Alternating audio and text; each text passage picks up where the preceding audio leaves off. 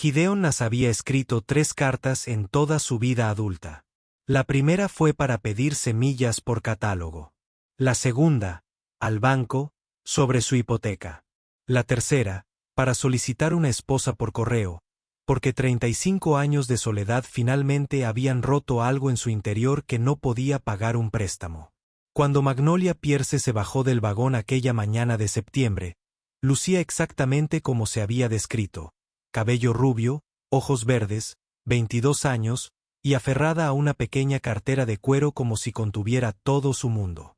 Lo que no había mencionado en sus cartas era cómo miraría sus manos curtidas como si ya hubiera trazado cada cicatriz con las yemas de los dedos, o cómo miraría a la ventana de la cocina y sonreiría, como si supiera de la grieta en la esquina inferior que él nunca se había molestado en arreglar, esa que dejaba escapar aire frío cada mañana de invierno cuando preparaba el café. Pero cuando ella extendió la mano para estrecharla a modo de saludo, todo se detuvo.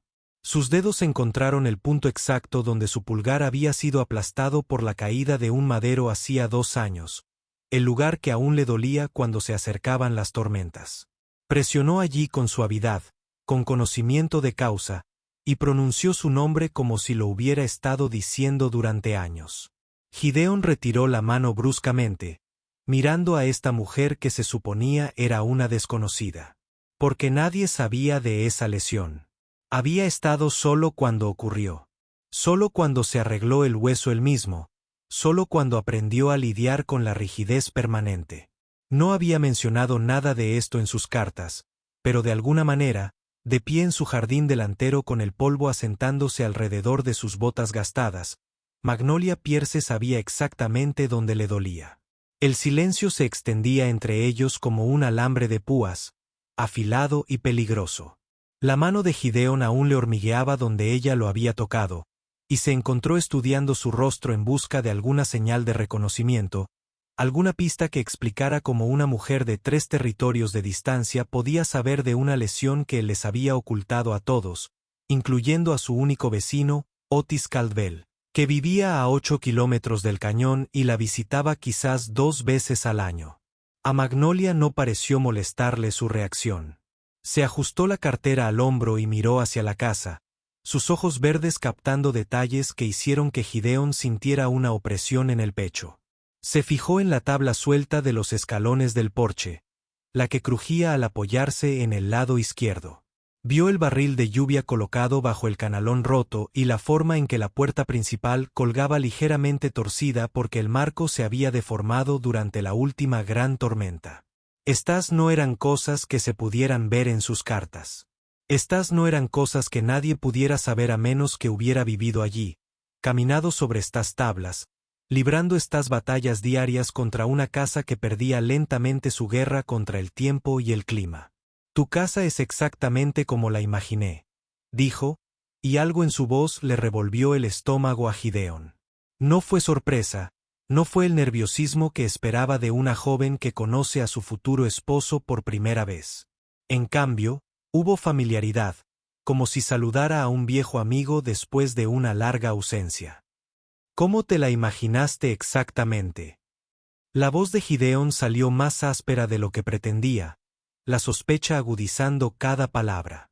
Magnolia se volvió hacia él y, por un instante, su expresión serena se alteró. Algo cruzó su rostro, veloz como una sombra, antes de que regresara la sonrisa cautelosa. Por tus cartas, por supuesto, la describiste muy bien. Pero Gideon recordaba cada palabra que le había escrito, 3 párrafos cortos en total, sobre todo sobre los aspectos prácticos de administrar un rancho, la soledad que aliviaba a un hombre como el ácido y su necesidad de compañía.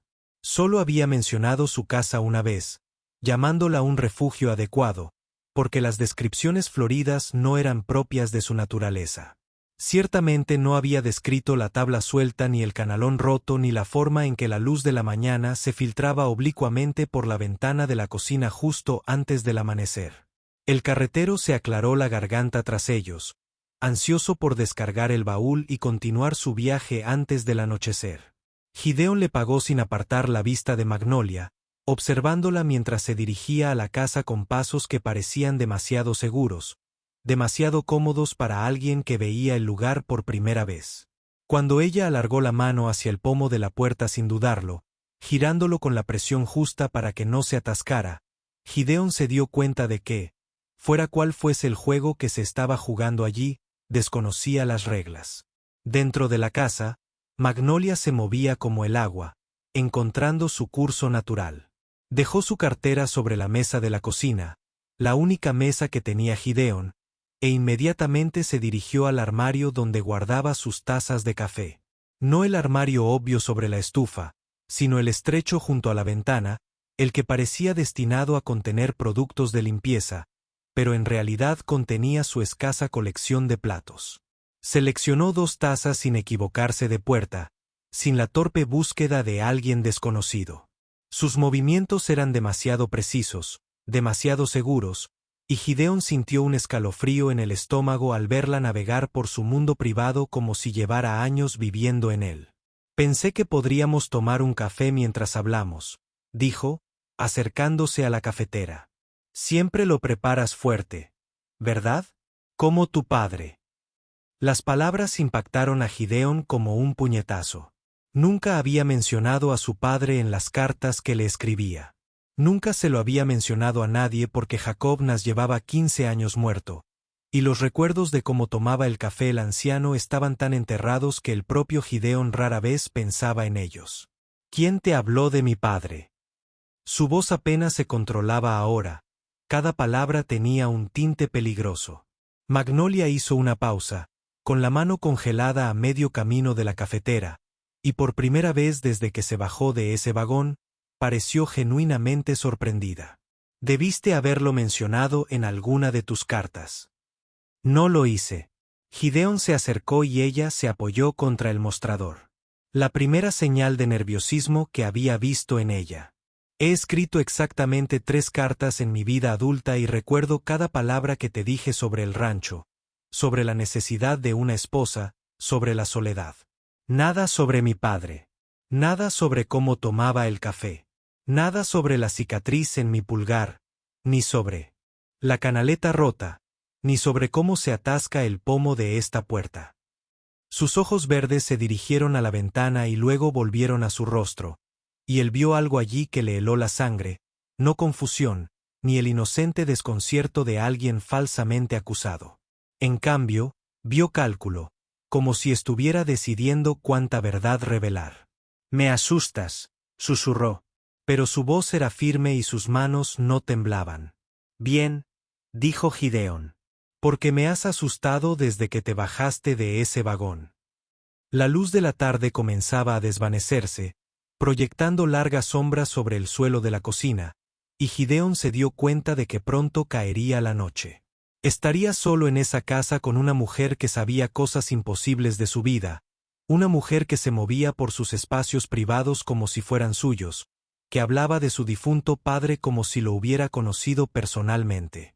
Afuera, oía la carreta desaparecer en la distancia, llevándose consigo su última conexión con el mundo normal.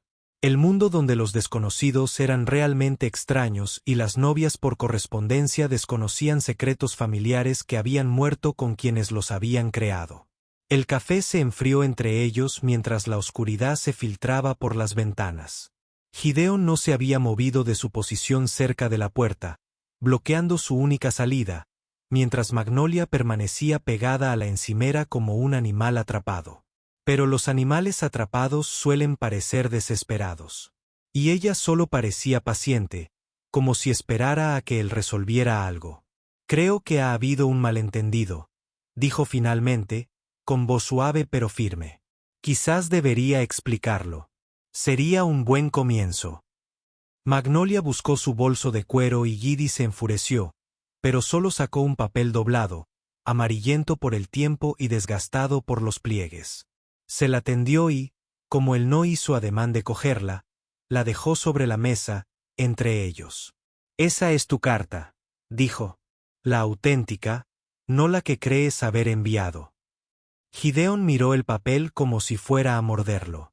Envié una carta a la agencia de novias por correspondencia. 3 párrafos. Enviaste 2 cartas, dijo Magnolia en voz baja. La segunda llegó un mes después. Estabas borracho cuando la escribiste. Creo que era diferente. Las palabras lo golpearon como un jarro de agua fría. Gideon intentó recordar un mes después de enviar aquella primera carta. Intentó recordar qué había estado haciendo, en qué estado se habría encontrado. Finales de octubre, el aniversario de la muerte de su padre. La misma semana de cada año, cuando la soledad se convertía en algo agudo y cruel, cuando se sentaba a la misma mesa de la cocina con una botella de whisky y dejaba que el dolor lo desgarrara como un reguero de pólvora. No recordaba haber escrito una segunda carta. Pero no recordaba casi nada de aquellas noches oscuras en las que el whisky lo volvía sentimental y estúpido, propenso a hacer cosas de las que se arrepentiría por la mañana. ¿Qué decía?, preguntó, aunque no estaba seguro de querer saberlo. Todo. Sus ojos verdes lo miraron fijamente. ¿Sobre el café de tu padre?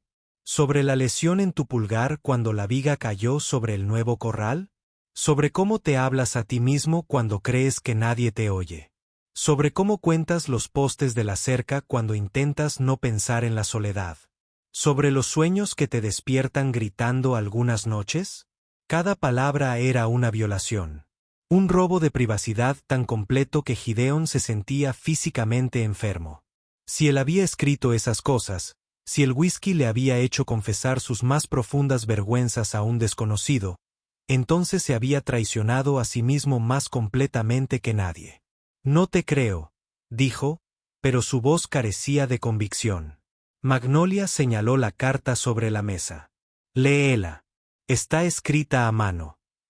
Pero Gideon no podía moverse, no se atrevía a alcanzar ese trozo de papel que podría contener su alma, desnuda, con garabatos de borracho. Porque si ella decía la verdad, entonces todo lo que sabía sobre él provenía de su propia boca. Su propia necesidad desesperada de ser conocido por alguien, cualquiera, incluso un desconocido en 3 territorios. Lejos. Y si mentía, la verdad era mucho peor de lo que había imaginado. Gideon apretó los puños a los costados.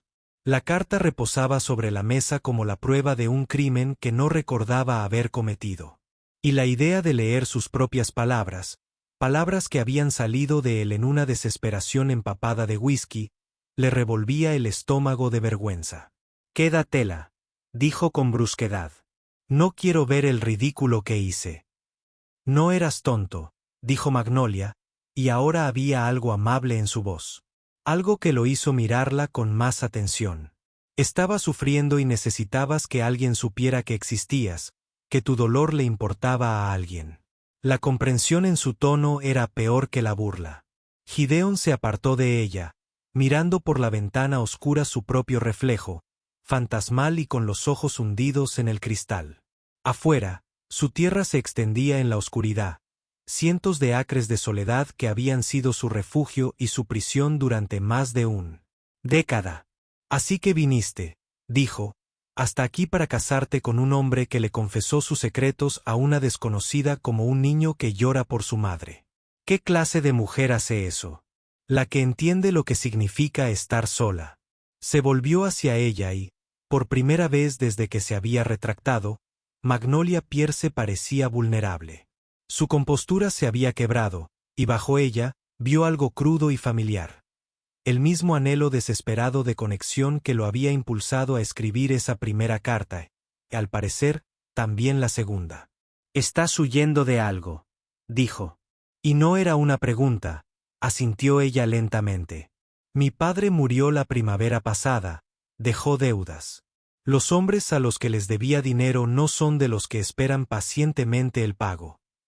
Entonces, respondiste la carta de un hombre desesperado porque necesitabas desaparecer. La respondí porque escribiste sobre sentirte como un fantasma en tu propia vida, y sabía exactamente a qué te referías.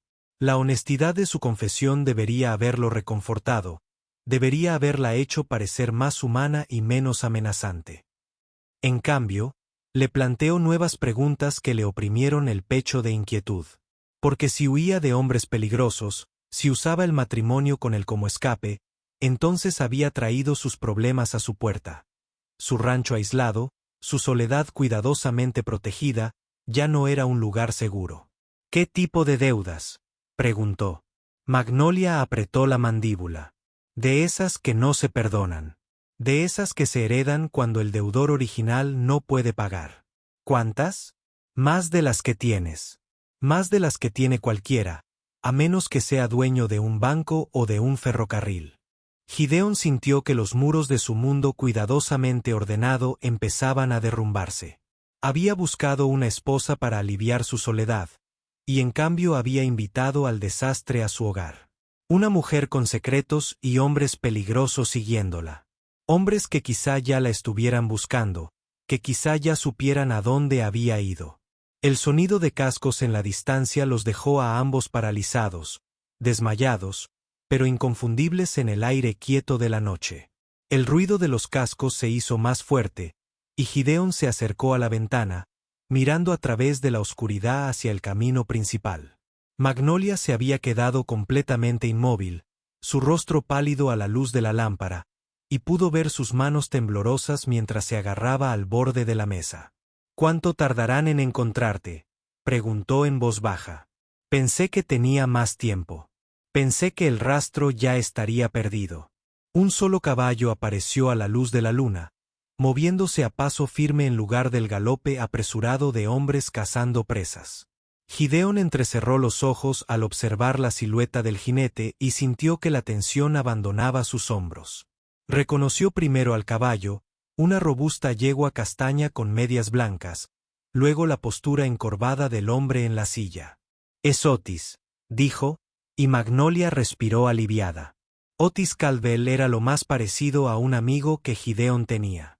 Aunque su relación consistía principalmente en silencio compartido y ayuda ocasional con las difíciles tareas del rancho, el hombre mayor vivía solo como Gideon, pero por elección propia más que por las circunstancias, y tenía un don para aparecer cuando algo andaba mal, como si pudiera presentir los problemas a través de los kilómetros de tierra baldía que separaban sus propiedades. Gideon abrió la puerta antes de que Otis pudiera llamar, y el hombre curtido entró, se quitó el sombrero y asintió cortésmente a Magnolia. Su mirada penetrante. En la tensión de la habitación, el café frío, la forma en que Magnolia se apretaba contra el mostrador como si esperara correr. «Buenas noches, Gideon, señora». La voz de Otis sonaba áspera tras años de gritarle al ganado y hablar consigo mismo. «Vi la carreta regresando al pueblo antes. Supuse que tu novia había llegado». «Así fue», dijo Gideon con cuidado. «También vi a 3 jinetes hace una hora, avanzando a toda velocidad hacia la carretera principal desde el este. No los reconocí. Ropa de ciudad, buenos caballos, la clase de hombres que no encajan aquí a menos que busquen algo». Magnolia emitió un pequeño sonido, apenas audible, y la mirada de Otis se agudizó al observarla con más atención.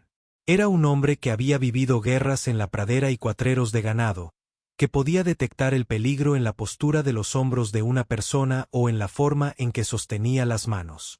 «¿Hacen preguntas en el pueblo?», preguntó Gideon. «Todavía no lo sé, pero cabalgaban como si supieran a dónde iban, y solo hay 3 puestos de guardia por ahí. En esta dirección. Mía, tuya y la abandonada casa Hartley». El silencio se extendía entre ellos. Otis era demasiado educado para hacer preguntas directas, pero su presencia era a la vez un consuelo y una complicación.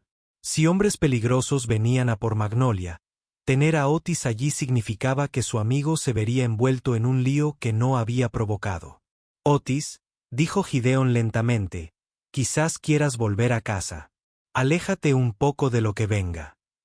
El hombre mayor estudió sus rostros, leyendo el miedo en los ojos de Magnolia y la determinación sombría en los de Gideon.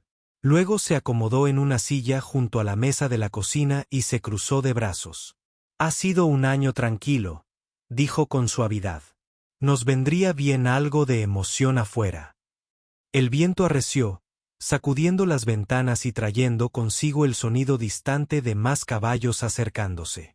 Los caballos que se acercaban estaban más cerca ahora, múltiples jinetes moviéndose con determinación en la oscuridad. Gideon apagó la lámpara de un soplo, sumiendo la cocina en la penumbra de la luna, y le indicó a Magnolia que se alejara de las ventanas. Su rifle colgaba sobre la chimenea, cargado y listo, porque ningún hombre sobrevivía solo en la frontera sin estar preparado para los problemas. ¿De cuántos hombres estamos hablando?, preguntó Otis en voz baja, dirigiendo su mano al revólver que llevaba en la cadera. Al menos 3, susurró Magnolia. Quizás más. Trabajan para Marcus Kellerman, y no envía hombres que se rindan fácilmente. Gideon sintió un escalofrío al oír el nombre. Marcus Kellerman era conocido en todo el territorio. Un hombre que poseía bancos y políticos con la misma facilidad, que cobraba deudas mediante métodos que dejaban familias destrozadas y hombres enterrados en tumbas sin nombre. Si el padre de Magnolia le había pedido prestado a Kellerman, entonces la deuda no era solo de dinero. Se trataba de poder, control y dar ejemplo a quienes no podían pagar. ¿Qué le debía tu padre?, preguntó Gideon. $20,000, quizá más con intereses. La cifra fue como un golpe físico. 20,000 era más de lo que la mayoría de los hombres veían en toda su vida. Más de lo que valía el rancho de Gideon, incluso en sus mejores años.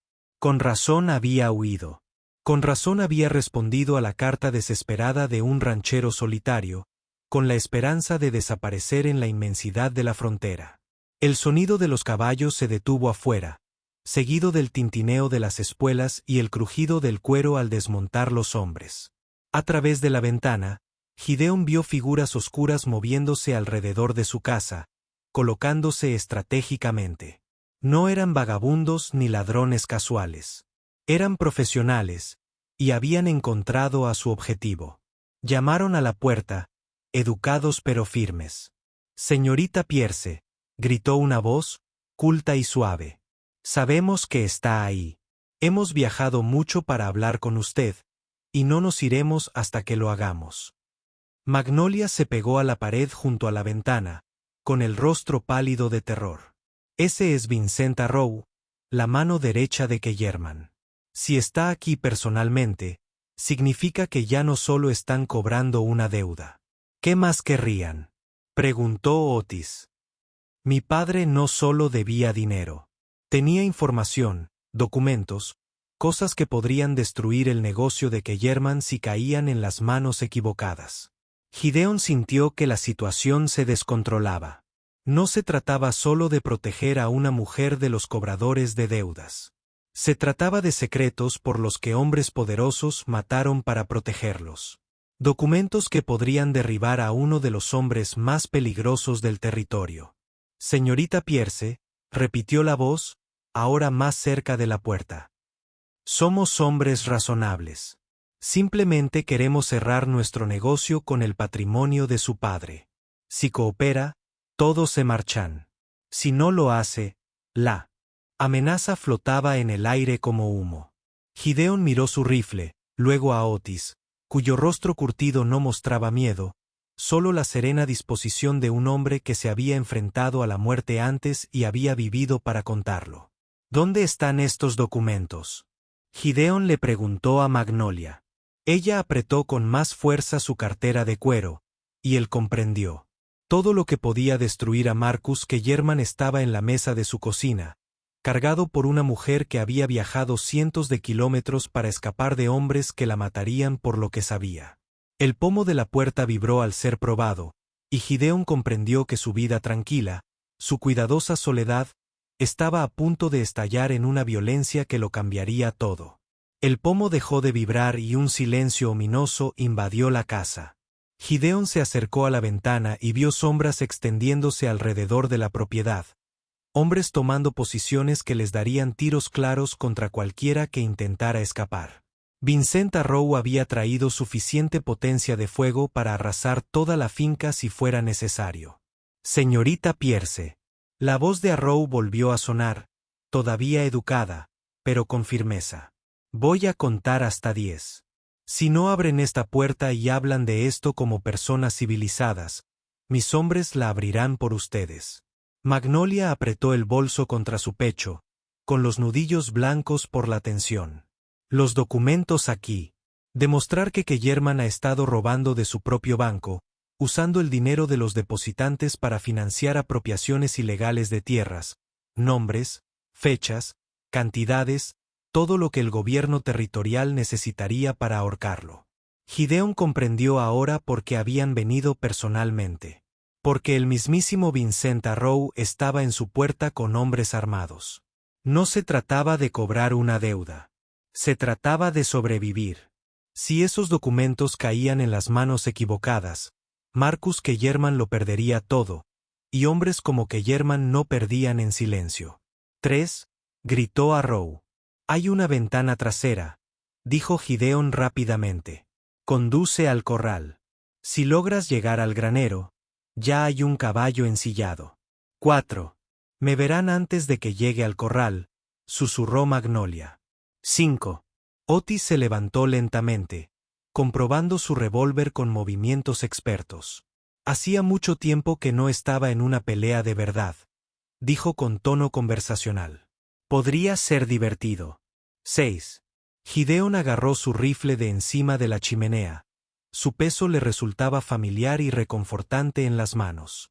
Había luchado contra invasores apaches, ganado, ladrones y asaltantes de siniestros en su juventud. Sabía matar cuando era necesario. Y al ver el rostro aterrorizado de Magnolia, decidió que ahora era necesario. 7. Cuando entren por esa puerta, dijo Gideon en voz baja. Corre hacia la ventana trasera. No te detengas. No mires atrás. No. Solo corre. 8. Magnolia negó con la cabeza. No dejaré que mueras por los errores de mi padre. 9. Tu padre intentaba detener a un criminal, dijo Gideon. Eso no es un error. Eso es valentía. 10. La puerta principal explotó hacia adentro en una lluvia de astillas. Y Vincent Arrow entró con un revólver en la mano, flanqueado por 2 hombres con rifles. Era más joven de lo que Gideon esperaba, quizá de unos 40 años, con el rostro terso y la ropa cara de un hombre que rara vez hacía el trabajo sucio. Caballeros, dijo Arrow amablemente, como si estuviera de visita para la cena del domingo. No hay necesidad de que nadie salga herido aquí. Nosotros simplemente queremos lo que pertenece al señor Kellerman. Esos documentos pertenecen a la gente a la que les robó, dijo Magnolia, saliendo de detrás de la pared. La mirada de Arrow se fijó en la cartera que ella sostenía y su sonrisa se enfrió. Tu padre creía que podía jugar con hombres poderosos. Mira cómo le salió eso. La crueldad despreocupada en su voz le dijo a Gideon todo lo que necesitaba saber sobre cómo había muerto el padre de Magnolia. No por causas naturales, no pacíficamente. Kellerman lo había matado, y ahora venían a terminar lo que habían empezado. La señora dijo que no, dijo Gideon en voz baja, levantando el rifle. Los ojos de Arrow se posaron en él, evaluando la amenaza, calculando las probabilidades. Esta no es tu pelea, ranchero. Lo es ahora. La cocina estalló en violencia con la rapidez de un rayo. Arrow se movió primero, apuntando con su revólver a Magnolia, pero Gideon ya estaba apretando el gatillo de su rifle. El disparo le dio a Arrow en el pecho, girándolo y estrellándose contra la pared junto a la puerta. Otis se movió con sorprendente velocidad para su edad, su revólver rozando el cuero y disparando 2 veces en rápida sucesión. Uno de los hombres de Arrow cayó al suelo de inmediato, mientras que el otro se agachó para cubrirse tras la mesa volcada, devolviendo el fuego salvajemente. Magnolia corrió hacia la ventana trasera como estaba previsto, agarrando la bolsa que contenía la destrucción de Marcus Kellerman. El cristal se rompió cuando ella, conteniendo el dolor, trepó por la ventana y desapareció en la oscuridad. El pistolero restante se levantó de detrás de la mesa, apuntando con el rifle a Gideon, pero Otis le disparó en el corazón antes de que pudiera disparar. El hombre se desplomó hacia atrás, su arma resonando en el suelo. En el repentino silencio que siguió, Gideon pudo oír el latido de su propio corazón retumbando en sus oídos. El humo de la pólvora flotaba denso en el aire, y 3 hombres yacían muertos en su cocina, su sangre filtrándose en las tablas del suelo de madera que él mismo había colocado con sus propias manos. Vincent Arrow seguía vivo, apenas apoyado contra la pared, con el carmesí extendiéndose por su costosa camisa. Respiraba con dificultad, húmedo, pero sus ojos aún estaban llenos de malicia. Cometí un error, jadeó. Que German enviará un ejército a por esos documentos. Entonces será mejor que nos aseguremos de que lleguen primero al mariscal territorial, dijo Gideon. La risa de Arrow se convirtió en una tos que salpicó sangre. ¿Crees que esto lo acaba todo? ¿Crees que la justicia importa a hombres como él? Tal vez no, dijo Otis, recargando su revólver con serena eficiencia, pero importa a hombres como nosotros. Afuera, Gideon podía oír caballos alejarse a toda velocidad. Los otros hombres que Arrow había traído se retiraban para no correr la misma suerte que sus compañeros. Hombres inteligentes, al parecer, que sabían cuando una batalla estaba perdida. Magnolia apareció en la ventana trasera, pálida pero decidida. «Se han ido», gritó en voz baja. Arrow murió mientras ella hablaba. Su respiración se detuvo al fijar la mirada en algo que ninguno de ellos podía ver. Vincent Arrow, la mano derecha de Marcus Kellerman. El hombre que había asesinado a su padre y, aterrorizado a familias por todo el territorio, no era más que carne enfriándose en el suelo de la cocina de Gideon. 3 semanas después, Gideon estaba junto al juez de circuito mientras éste leía los cargos contra Marcus Kellerman en ausencia. El banquero había huido al este cuando los documentos llegaron al gobierno territorial, dejando tras de sí un rastro de ruina financiera y familias destrozadas. Pero su imperio estaba acabado. Quienes les había robado nunca recuperarían su dinero. Pero tenían algo mejor: justicia y la certeza de que nunca volvería a lastimar a nadie. Magnolia estaba junto a él con el sencillo vestido azul que había cosido con tela comprada en el pueblo con el dinero de la venta de uno de los caros caballos de Arrow. Llevaba un fino anillo de oro en el dedo, ahora colocado allí por el mismo juez que había leído los cargos de Kellerman. Y cuando miró a Gideon, el miedo desapareció en sus ojos verdes. Se habían casado no por soledad ni desesperación, sino por algo más profundo. Se habían visto en las peores circunstancias posibles y habían elegido permanecer juntos. Eso valía más que cualquier fantasía romántica o un acuerdo de compra por correspondencia. ¿Listo para volver a casa?, preguntó Gideon. Magnolia sonrió y le tomó la mano. La misma mano que había tocado aquel primer día. La de la cicatriz que ya no dolía cuando se acercaban las tormentas. He estado lista desde el día que me bajé de ese vagón.